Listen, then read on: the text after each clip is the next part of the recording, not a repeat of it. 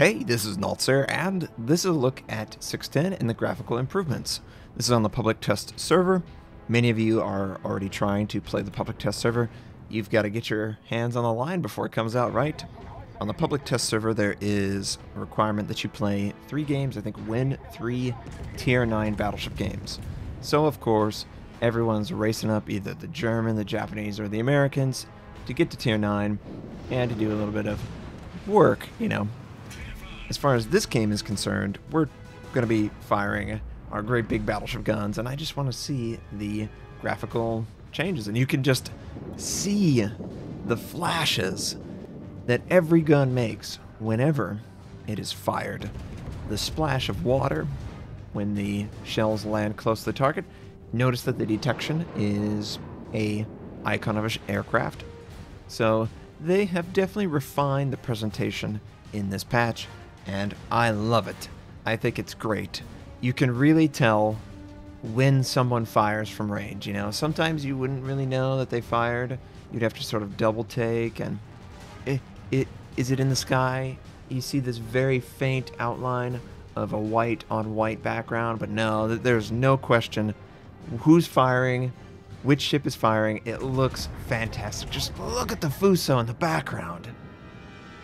I know exactly which guns are firing, where they're firing. You can tell the shell type that's making contact with the ships as well. It's amazing. It really is amazing. Now, I don't know if you have to play only in DirectX 11 to have access to this new graphical fidelity. But let's face it, DirectX 11 is like 8 years old at this point. Most people have had 2 or 3 or 4 generations of support for it. And that audio is slightly different too. But yeah, this is really cool. So we're just gonna bask in this. I'll try and talk about what I'm trying to do, but really I'm just trying to find out different scenarios to see explosions and to zoom in on it. So we've got this enemy destroyer, and we're seeing the dead carcass burn down until it gets under the water. And it looks like the friendlies might, in fact, yeah, they killed it. Just look how big these explosions are. Audio is amped up.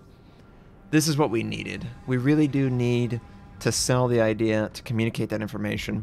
Beyond the fact that, you know, maybe it's to Michael Bay, you know, oh, they've got gasoline everywhere, right? But seeing enemies fire on your screen is a reasonable expectation when playing a competitive multiplayer game. And this does a much better job of communicating it. It even communicates if the shell ricochets or goes into the ship.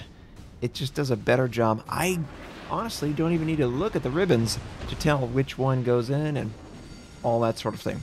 Here is an example of what the ship looks like when it's on fire. And boy, is it on fire immediately. It is definitely a little extreme, but oh god, never mind. I had to watch that full broadside shot. Doesn't it look so cool? It looks so cool, and I know immediately, oh hell, he just fired everything, you know?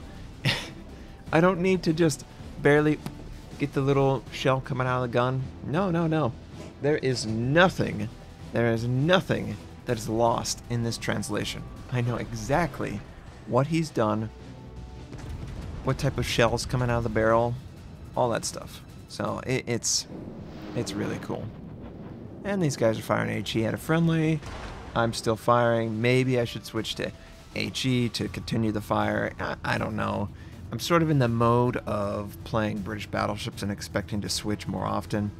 But you always think, you know what?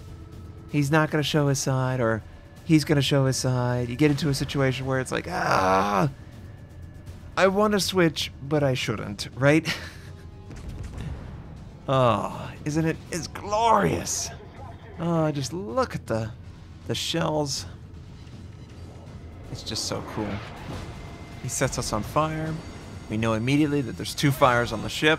He knows immediately that there's 2 fires on the ship, and we, of course, put him out as soon as possible. Now, one thing that you haven't seen is the torpedoes. Torpedoes have been adjusted as well. They sort of are, they're giving off more foaminess. They're moving through the water, and it's causing a little bit more distortion on the water, if that's a good term for it. And when they make contact with a ship, it's basically the same amount of water that splashes up when a shell hits the water and not the ship. So it does a really cool job of communicating that, boy, he just took a torpedo. You could see each individual torpedo splash. It's really cool. It's really cool. They did a great job. Wargaming, if you watch this stuff, I really, really like this. Now, some of you might go, well, Notser, I don't like to have fun. I would prefer to not have fun. Is there a way that I can disable this?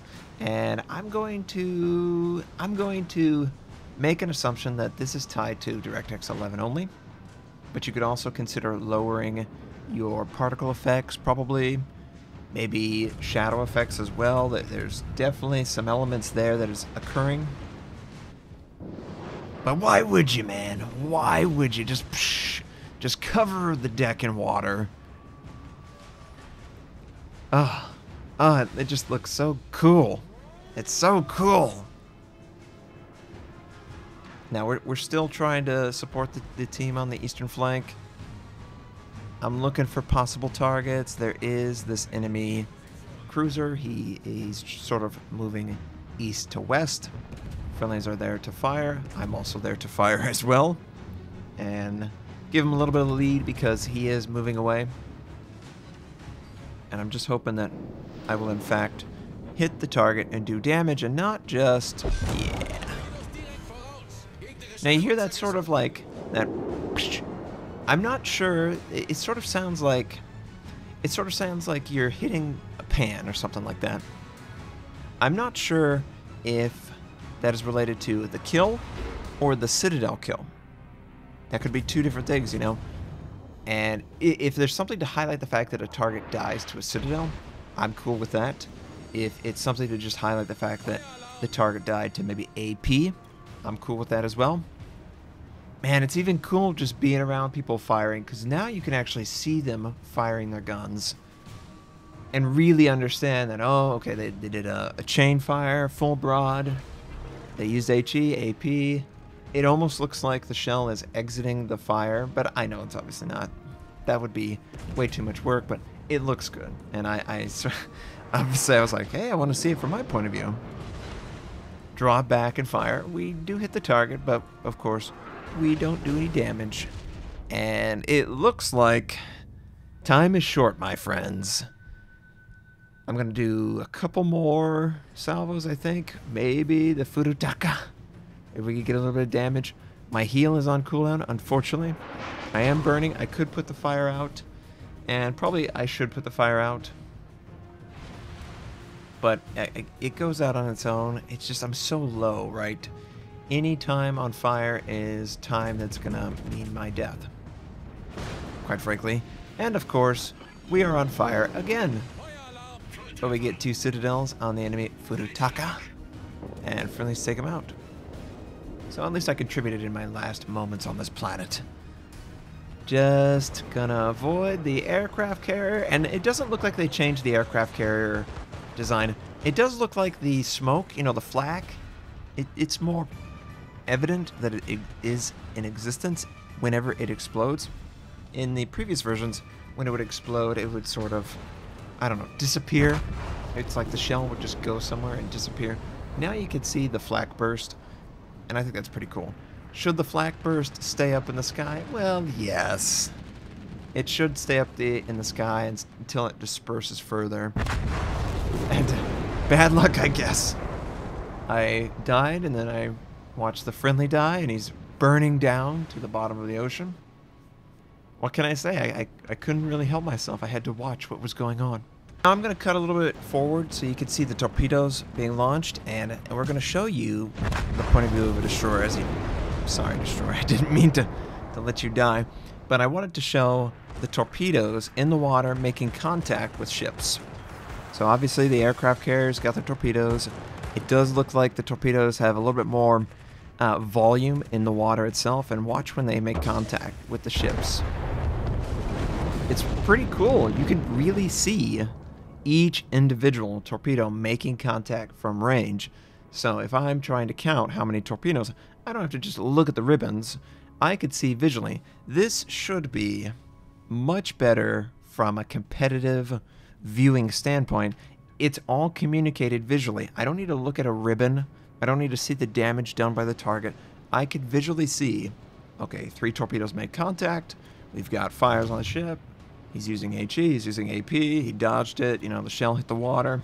That sort of thing, and it's great.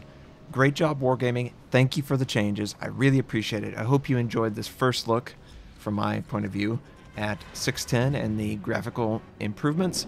I also intend to talk about the smoke, the potential smoke change that's coming. Not in 610, but maybe in the future. It's being tested on the internal testing server, I believe, by the super testers.